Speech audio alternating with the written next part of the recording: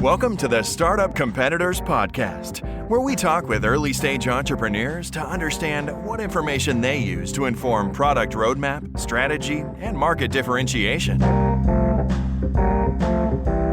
Hey there, thanks for tuning in. Today we have one of our non-traditional episodes. I guess it's a little traditional and a little non-traditional. We're chatting with Scott Hansen, who's the founder of Professional Chats. And so we talk a little bit about Professional Chats, but that's not what Scott is doing today. He's also the principal at Black Bison Group, where he's doing some coaching, consulting, investments, specifically looking at B2B hybrid software services companies. Super interesting conversation. We range from what makes a good investment in his mind to the future of kind of that B2B hybrid software services space, to his background and experience building, growing, and selling Professional Chats. A bit of a wide-ranging conversation for what we normally do here on the podcast, but really enjoyed it. Really enjoyed getting to know Scott. Find Scott online. Please drop him a note and say thank you for coming on the podcast. That would mean a lot in terms of helping thank him for his time and getting the word out for what we're doing here at Startup Competitors. And thank you so much for listening. If you happen to be looking for a way to ignite your brand, spark some sales, or maybe just fire up your team, branded merchandise might be the way to do that. You can learn more about different items that are available to put your logo on at fuelmerchandise.com. It can be simple startup swag, corporate gifts, anything you're looking for. You can find it at fuelmerchandise.com. Mention Startup Competitors, get 10% off your first order. Welcome to the podcast. Today we have Scott Hansen, who is the principal at Black Bison Group. Scott, welcome. Thank you so much for having me. Excited to be here.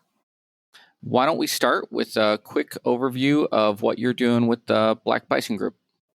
Sure. So Black Bison Group is, it's really a holding company where I do a variety of different things. I own an IT company here in Kansas City, and also I'm making a variety of direct investments in businesses across the country, really focusing on B2B hybrid software service companies, forward-thinking digital agencies. We also have software companies specific to niche medical or associated medical spaces. And then just from my previous experience in running businesses like that, I also have a small subset of coaching clients that I work with. So that seems very eclectic. Let's maybe rewind a little bit. And How did you get here? So I know you were also the founder of Professional Chats. Why don't you maybe share some of that story? Yeah, so I'll even step before that. So when I graduated from school, my mom is an orthodontist, and I grew up, really in that world. A lot of my childhood was spent in the office. It was a family business, and when I graduated from school, I did all the pre-dental requirements and took the DAT, and I was set up to go to dental school. But I met my wife in college, which is about 7 hours away from Kansas City. I went to a little liberal arts college called St. Olaf. And when I met her, she was a year behind me in school. So I decided to defer dental school for a year and go and just work in the practice, which I thought would give me some relevant experience. Kind of the plan was for me to come back and work with the family. And during that year, I learned that I really did not like clinical dentistry very much. And so I really didn't know what I was going to do. But I've always had a passion for sales and marketing and service. And my mom was fairly burnt out, and she had a very average orthodontic practice. I mean, it was a phenomenal practice, but in terms of if you looked at it across the spectrum, one doctor practice, full-time practice, but it had been flat for about 10 years. And I think she wanted to do some different things. And so I said, what would it look like if, I don't know what I'm going to do, but what would it look like if I just ran the operations here? You focused on straightening teeth and loving on patients, and I did everything else. And she agreed to that. And so as a green 21-year-old, or however old I was running our practice. And long story short, we tripled the size of it in 3 years and sold it to a private equity firm. Holy cow. This rolling dental practices up, or orthodontic practices up. And that was a phenomenal experience. I got to make mistakes on her dime, but we had some just de facto trust that she knew that, I would be judicious in my decision making. And so I got just a great opportunity to learn about business and deal with the consequences myself. And so, I'm a firm believer that you play the hand that you got dealt, and I got dealt a great hand. But I really tried to play that the best that I could. And while we were growing the practice, we kept looking for innovative ways that we could get in front of patients, or in our case, patients' moms faster. Because we wanted to lower the sales friction as much as possible and get them in and get braces or aligners started on their kids or themselves as quick as we could. And we were looking at other industries and what they were doing. We benchmarked against other industries like eye care, for instance. There were a lot larger LASIK businesses that focused on LASIK, which is very similar sales process to selling braces or aligners. And they were using online chat and some different things. And so we were like, online chat seems to make a lot of sense. We got moms that are putting their kids to bed at 9:00, and that's when they're jumping on our websites to figure out where they're going to schedule an appointment for their kid to get orthodontics. And we installed some software on our website and started managing it ourselves. And it became very apparent that it was a successful strategy. So I went to immediately go look for a HIPAA compliant solution for us, kind of a done for you solution. So we could put it on there, and 24 hours a day, we would have someone answering mom's questions, scheduling them for appointments, and just overall making it easy for us to develop a relationship with that person earlier. Because, at the end of the day, people do not jump on an orthodontist website for fun. Like, they're there for a specific purpose. Like, when we went to go look for companies to do this for us, we really couldn't find any good, there's a ton of outsourced chat companies, but most of them are outsourced to the Philippines or to Pakistan or India.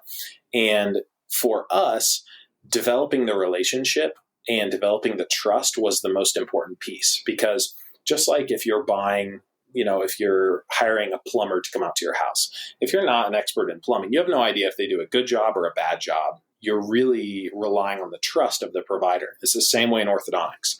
You don't know if you've got a good orthodontist or a bad one. All you know is that you like them or you don't, or you trust them or you don't. And so we needed people to be really good at developing the relationship and really carrying the trust that we've built in our brand through those conversations. And it's really hard to do when you have someone with English as a second language to really produce that feeling of trust over chat. It's very easy for transactional interactions, but very difficult for value building, trust building conversations. And so when I couldn't find it myself, I figured, I'm fairly savvy on the internet, and if I can't find this, and if nobody else is doing this, it seemed like a great opportunity to hire a guy and do it for ourselves and see if I could find some other practices that were interested in me just managing the process for them, because I knew that there wasn't enough work for one person even for a whole day. And so I called up a few other doctors, and I told them what I was doing. We put the guy in the private office that we had in our practice, and we started with 4 or 5 clients. And by the end of the first year, we had, probably 150 clients and, 10 employees. And by the end of 2.5 years, we had about 1,000 orthodontists and 1,000 residential service companies, and then a smattering of other companies in different verticals, and 150 employees. And then we exited to Ruby Receptionists in the end of 2018.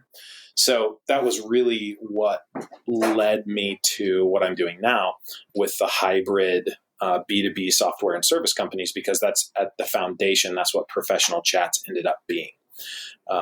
So that's really kind of where this led me to Black Bison Group. Let's add a little bit more color to B2B hybrid software service companies. And I don't know if the best way to do that is for you to describe maybe a little bit of some of the key characteristics of those companies, or maybe go the other way and maybe share some examples of Sure. those companies from your portfolio, whatever you think is best. Sure. I think probably the best way to describe it is our experience with Professional Chats, which is what kind of opened my eyes to this hybrid model. So, for the most part, when I started Professional Chats, I kind of looked at two different paths we could take. We could go the path of Chatbots, which is a pure software play, or we could go the way of pure service, which is just hiring people in a call center or a receptionist center and having them answer personally every single message. What I didn't consider is, as we grew, and we kind of got our foothold in the orthodontic industry, but as you can imagine, there's only about, 10 or 11,000 orthodontists out there. There's a lot of Smith orthodontics. And when we were growing and we had several hundred orthodontic clients, we got to the point where our home-built CRM returned Smith orthodontics, and we would be chatting for a company in Sacramento, and in Portland, there would be another Smith orthodontics. We'd pull up the wrong one and give them the directions to the wrong office, which is a huge problem. And this only happened a couple of times, but you can imagine that when it did happen, we were like, okay, this is a business ender. Like if we can't solve this problem, we are totally screwed.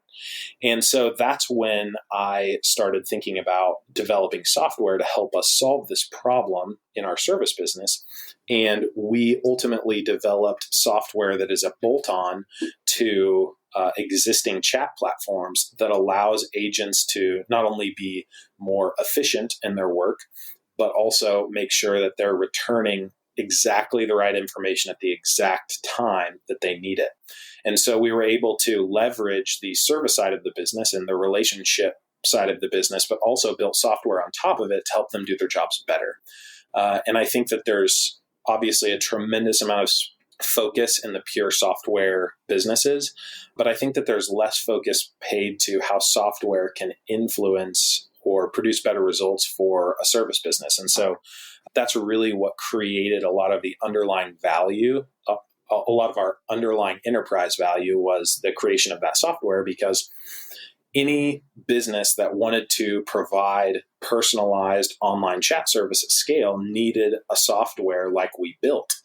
And that's ultimately, what piqued Ruby's interest and why they ended up making the acquisition, because they wanted to provide that outstanding experience for customers over text or over chat, but they had to make sure that it was not only efficient and profitable, but also that it was right every single time. So that really, it changed my perspective on, how to create value in a business. And just based upon that experience, I realized that there's a tremendous amount of opportunity for software and service to marry together. You don't necessarily have to have a pure software business to create tremendous enterprise value. Got it. Love it. So the company, well, maybe I back up. How many companies, if you're willing to share that, have you invested in that space over the last year and a half? So just a handful, so 3 or 4. I really try to make sure that the investments are very focused and right in my wheelhouse. Obviously, I care a lot about the founder and the founder's vision. So when I make an investment, I'm not looking to change what they're doing, but more to help open their eyes to what it could be with a better technology backbone and how to create more scalable processes with software. And do you have any other kind of hard and fast criteria, or roughly hard and fast criteria you look for when you're looking to evaluate deals or make that investment? Sure. So I think the main thing is I want a high energy, high integrity, and intelligent founder or business owner. I think those are the 3 main categories that, that's a threshold standard for me. So if they don't check the box in all 3 of those categories, I pass. And that's a lot of them, frankly. And so when I'm looking at deals, if I don't think that the person has the passion or the motivation to really put in the time to make it successful, that's a pass for me. And, the integrity is a huge piece. So doing reference checks and really getting a good understanding of who the person is before, I commit to spending time with them, helping them grow their business. So out of those 3, energy, integrity, intelligence, certainly integrity to me is probably the most interesting to ferret out. Mm-hmm. So I like the idea of reference checks. This could actually be a fun question in either direction, both examples where they've gone off the rails quickly and you're like, oh, yep, we're done. or vice versa. How do you, what's the process you go through to really ferret that out to see if they're going to be a good fit? That's probably the toughest one, especially if they are founders that I don't have familiarity with. I've been fortunate in that a lot of these, or the companies that I've invested in, I've developed relationships with the founders. And so that makes that process a lot easier. The reference checks are obviously important, but you can, their previous business dealings are a very good signal for what's going to happen in the future. And, ultimately, I want to be working with people that I like working with. That's one of the fortunate things about, working really hard and having an exit like I did. I get to just work with people that I want to work with. And so I think a lot of time is spent just developing the relationship and seeing who the people are. So it's kind of a vague answer, but some of it's intuition. And, I've also found that people who signal integrity more are typically people with lower integrity. You got to put your money where your mouth is. And if they've shown that they do that over and over, there's pretty good indication that they're going to do that in the future. Got it. Any size requirements you're looking for those companies, like a minimum revenue threshold or anything like that? Typically I'm looking at businesses with $1 million plus in EBITDA, or businesses that are kind of right in the wheelhouse that I've worked in the past, where I can see the potential for growth. So, I have a couple of investments with companies that don't have any EBITDA, but they have significant potential in the market. But also, like right now, I'm looking at a digital agency that has an awesome opportunity to leverage software to make their processes more efficient and deliver even better services. And that company has significantly more profitability than other companies I've invested in. So it really is it's kind of a deal by deal. And that's one nice thing about being on my own, making these decisions, is I don't have investors that I'm answering to or an investment thesis that I have to be very rigid about. Right. Interesting. How do you source deals?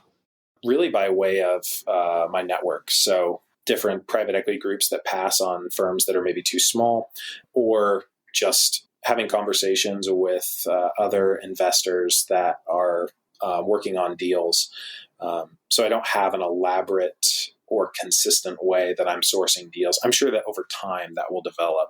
But right now it's word of mouth and just being deliberate about communicating that to my network of what I'm looking for. Got it. This episode is brought to you by Full Stack PEO. Most founders start companies because they figured out a better way to solve a problem or serve a need, not because they love tracking payroll, filling out compliance forms, and explaining employee benefits packages. And yet, all that stuff still has to be done. That's why there's Full Stack PEO. Full Stack PEO specializes in turnkey HR for emerging companies, not just those core services, but advice and expertise that help founders maximize employee potential. Curious? Find out more at fullstackpeo.com. Talk a little bit about where you see this space going and evolving in the future. So, it feels like you got started through kind of that, how do we build a smarter, better chatbot, right? And that kind of then driving you down a path of, adding human intelligence to, quick automated response. What new technologies do you see coming down the road, or advances in AI, data science, that you feel like are going to change the game in this space in the future? Yeah, what's interesting is so even through the last day and still Ruby Receptionist, all of the responses, like there's no automated responses. And really, I think that this can kind of color my perspective on how these businesses work. So I think for tech guys, it's really hard to understand why you would choose to have people actually type back and forth the responses, because it's significantly more expensive than having software do it. But with the industries that I'm working in, or when we started in orthodontics, and like I said, we had a bunch of home service companies as well. These are very high ticket sales, and they are almost completely based on the relationship that the company has with the customer, not necessarily based on actual expertise.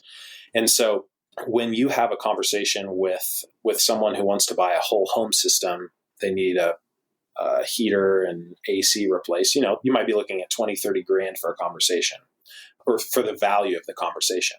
Now, if you have a chatbot doing that, the likelihood of success goes down, because the person does not, they have a less of a commitment level when they're interacting with that bot as they do with a person, and there's no relationship being built.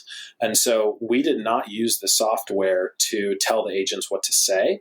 We used the software to make sure that all of the information was there for the agents, and all of the tools were there, so that when they were crafting their responses, they crafted responses that helped build trust. And it's a totally different way to look at a chat business, but Ruby has carried that forward. I mean, Ruby is an exceptional company. They're based out of Portland. They have about 600 employees. And previous to acquiring Professional Chats, they had virtual receptionists that did work over the phones. So they're people that, they have a lot of legal clients, and I think they have thousands of clients in different industries, but they really specialized in creating the personal connection of the person over the phone to the prospect, and building the brand of their client. And that's really what our focus was with Professional Chats, which is why it was such a natural marriage. And they have done the exact same thing. And I think Ruby's been around for 30 years, but they started as a virtual receptionist service, and over time they use software to help make their receptionist centers a lot more efficient, and give their receptionists tools to provide even better service than the people who are answering the phones in the office can provide. And that's really what we tried to do with the chat business. And so they had not offered online chat in the past, which is why they decided to acquire Professional Chats, because there was so much crossover in the way we looked at the business. We did not look at the business in terms of how can we replace the human interaction with software. Instead, we looked at the business as how can we make the human interaction and build trust with customers better with technology. So really putting an exclamation point on the experience that customers want to have, instead of replacing that experience with technology. And, I think that there's a tremendous amount of competition in the space to do deals for pure technology companies that are viewed as very disruptive. But for these particular industries, lawyers are a great example. The customer value, a legal client, or, there's a ton of audiology client, the customers are worth so much that the marginal benefit that you get from having a real person do it as opposed to software do it creates an outsized ROI, because the margins are so good in that space. So if you get, let's say an orthodontist puts chat on their website, and you're measuring the difference between what a chatbot can do and what a human can do, and an orthodontist gets 10 new patients in a month for their small orthodontic practice with humans, as opposed to, let's say, 6 patients a month with a bot, even if they're paying 3 or 4 times more for the human to do it, because they have to, because there's a lot more cost associated with that, those 4 extra patients are worth 20, 25 grand of additional revenue for the practice. And a lot of these practices have, 40, 50% margins. And so that's a significantly higher ROI, even though you're paying more. But obviously, as the chat service provider, or the service provider to these business clients, it makes a lot more sense to provide them a service that creates more business for them and isn't necessarily trying to drive down the price for the service. The price for the service is having a cheaper service produces a lower ROI in some cases. And that's really the opportunity that I'm looking for, is where are technology companies trying to disrupt the space, but they're trying to do it in the wrong way because they don't understand the space well enough. They don't understand the customer values well enough. So in those deals that you are involved in, are those technology companies, and you're bringing in that expertise for how to scale in this more interesting way, or are they more like agencies and you're trying to help them understand how they can use technology to scale? Yeah, so it's interesting. So like I said, I only have a handful of deals at this point, but they actually go on both ends of the spectrum. So it really, and this is where the relationship to the founder matters, because I'm not trying to come in and revolutionize their business. That never works because founders they're passionate people who want to do what they want to do. But in one case, you have a service business that doesn't understand the importance of the relationship with the customer, and you can kind of add that to the equation. And in other cases, like you said, with the digital agency, you have almost a pure service business. But if you can leverage technology better to help acquire clients faster, help keep them happier, help lock down a deal with technology, I go that way as well. And so really it is figuring out where the bullseye is between the software and the service and aiming for that, and not just thinking about your business as a pure service business or a pure software business.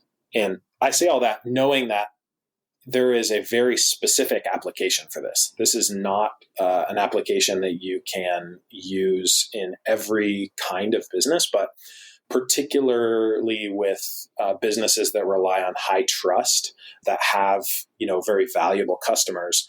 And, we're looking a lot of times in the B2C space. So, these are B2B businesses that I'm investing in. So they're businesses that provide service to these businesses, but really we're focused on helping them drive their B2C sales and B2C margins. And so having a really great understanding of these companies in the medical or associated medical space and how they operate and what's important to them, I think is a big differentiator. I'm trying to think through some of those other verticals where this makes sense. I kind of liked what you said there about it. It's high trust. It's probably good margins behind the scenes. So healthcare, legal, you identified both of those. What are some of the other verticals where you see this potentially being a great fit? Yeah, so residential services, basically anything where you're hiring someone for more than $2,000 to come out and do service work for you, where they're doing work that you don't necessarily understand if they're doing a good job or a bad job. There's a ton of those, like hearing aids, for instance. You can go to an audiologist or a hearing aid dispenser. You don't really know, because you're not going to go and buy 5 different hearing aids from 5 different businesses. You don't know which one's going to be the best. And when you get it, you can hear better than you did before, but you're not sure if you got the best fitting that you could. But a lot of times it's a $5,000 or $6,000 purchase. And so there are a number of industries that fall under that. Or if you look at recurring customer value of chiropractors and dentists, cosmetic dentists who do implants and prosthetic dentistry. And there are a lot of industries that kind of fit this mold of the need to be high trust, that also have high customer value. How long do you see yourself doing this? Because you're still pretty young. Yeah. So, I think that off the bat for these investments, I have a much more active role, but I think over time I won't have that same active role. And so I'm really excited for maybe finding the next thing and founding another company. I just had an absolute blast. Going from 1 to 150 employees in 2.5 years, you deal with a lot of stuff all in a very short amount of time that, those are really valuable. That's really valuable education for the future. And, I'd love to put that to use again. So we'll see. Did you raise outside capital for Professional Chats? Actually, I raised $40,000 to get the business going, and that was the only money we ever raised. We were profitable after, I think, 5 months. and we used our own cash flow to grow the business. So we actually did it without debt as well. So we had no additional financing, equity or debt as we grew. So that was another challenge, just managing cash flow and figuring out how to price for growth so that we could use, our own revenue for the sales and the marketing. So that's interesting. How do you, so just philosophy in this space in general, how do you think about pricing? Because you're right. You're obviously more valuable than a chatbot, and you're arguably less valuable than a full-time human. Are you though? You're probably more valuable than a full-time human, right? Yeah. Yeah, we're more valuable than a full-time human because we have specialized knowledge on how to deal with these conversations. I think a big part is we just had a very different philosophy for how we sold customers than a traditional software company. A traditional software company would come in and, they'd have a two-week free trial or month free trial and then try to sign the customers up on the back end. And they'd make it very easy for someone to commit to that first step. But after you get person committed to the first step, to transition them and get them committed to the second step, which is the most important, and that is, a long-term recurring customer, is more difficult. And so we decided to turn that model on its head, and we said, okay, it's actually going to be really expensive for someone to start, and we're going to focus on selling the value of the service. And if it's expensive for people to start, we didn't have a contract, but if it's expensive for people to start, they're likely not going to quit. And it gives us the runway to show them really what we can do. And so we had a startup fee for every single client. And that startup fee, it was designed to decrease churn for our customers and give us time to show value. But it also was revenue that we could use up front with those clients to continue fueling the sales and marketing engine. So, one of the things that's interesting, at least in my mind, is when you said the types of companies that you're looking at, that $1 million in EBITDA or some other growth factor that would to me say it's not like a super early stage company. One of the nice things about what you're doing is you're building on top of a platform, right? Like they either know an industry real well, they know a customer base real well. Like you've got something that you can step into, whether maybe it's all humans and you're adding technology. That's great, right? Because they have all the knowledge in house, or if it's the other way where it's technology and you're teaching them how to better leverage humans to get that to maybe scale in a different way than they typically think about it. Again, they have this kind of platform already there. How do you think about this from a cold start problem? So if I'm launching a startup today and I want to do something like this, or I want to start thinking about my startup in this way, but I'm still building out the MVP and I don't really have hundreds of clients. Like, how do I start to think about this in a way that's going to position me well in the future? Man, that's a great question. I think the most important thing for founders to consider is that if they do have an MVP and they don't have very many customers, if they don't have an MVP, obviously that's step one. But if they have an MVP that works, the first step is getting sales. You have to get people to use it and give you feedback and get traction as fast as you can. And depending on how you price, or if it's a well-funded organization, you have to get traction as fast as you can, and then you have to hold on. That traction is like getting from 0 to 1 is the hardest step. Once you're from 0 to 1, if you just keep grinding and keep working and keep refining your processes, you have a pretty high likelihood of being successful, because it's just so hard for the people coming in later to get traction again.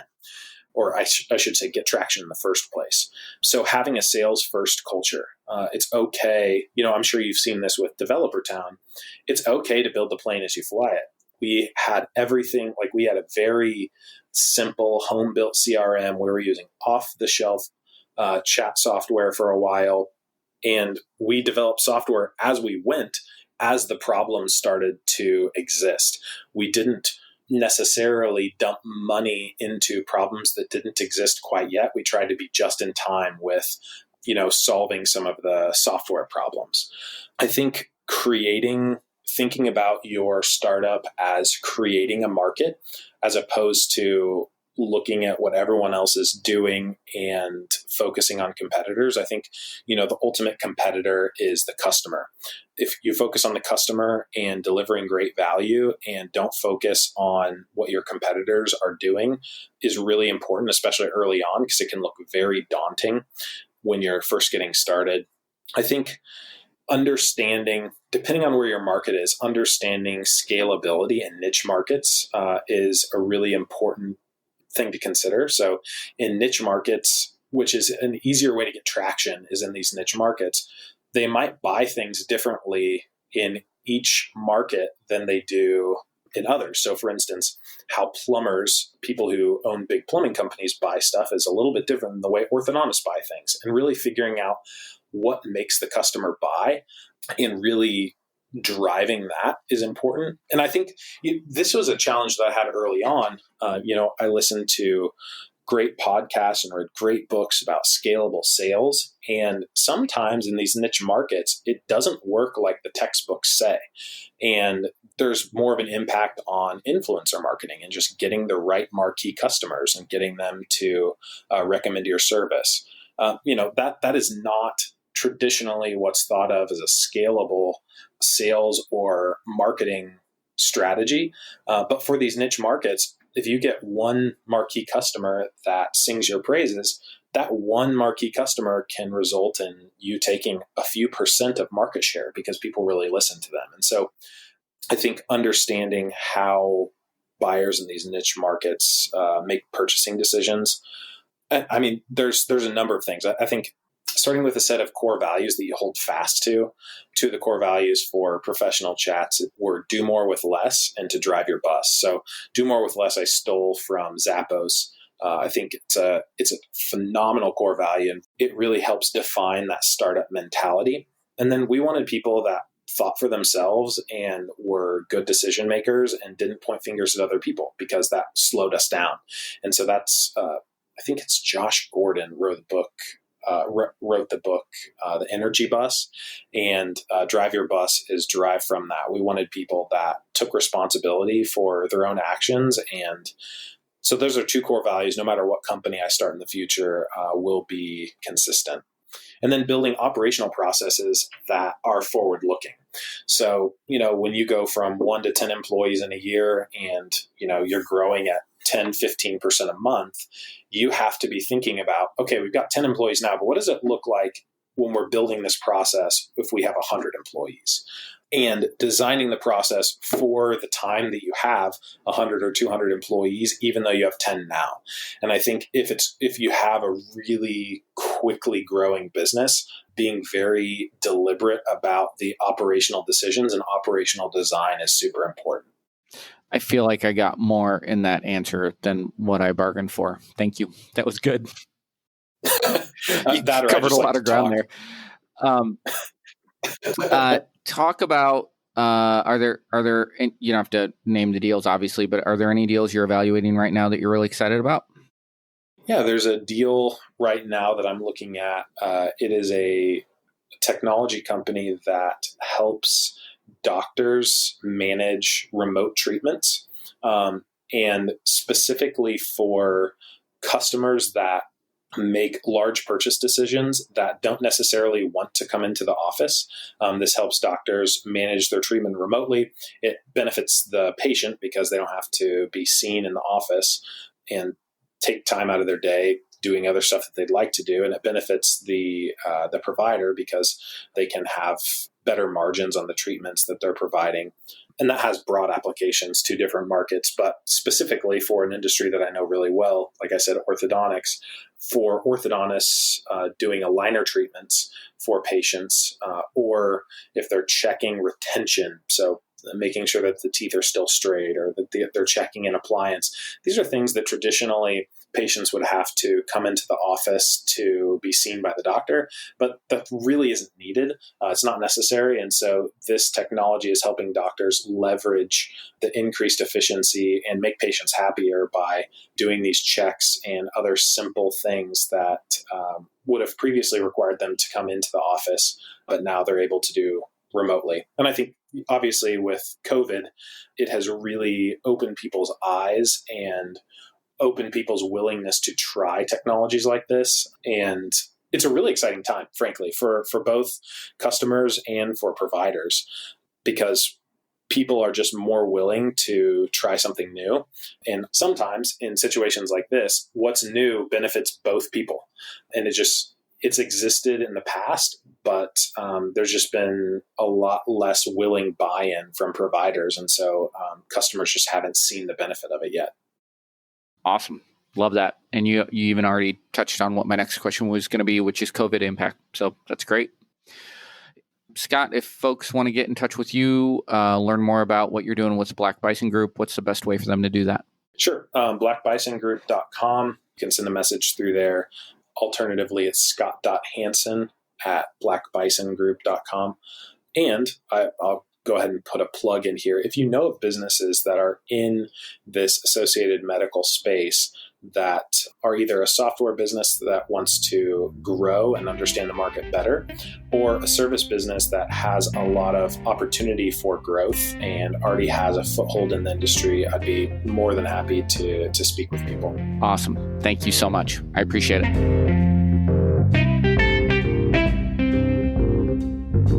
If you're thinking of launching a SaaS product, Startup Competitors can provide data on your closest competitors, survey potential users, or provide other product validation services. Learn more at startupcompetitors.com.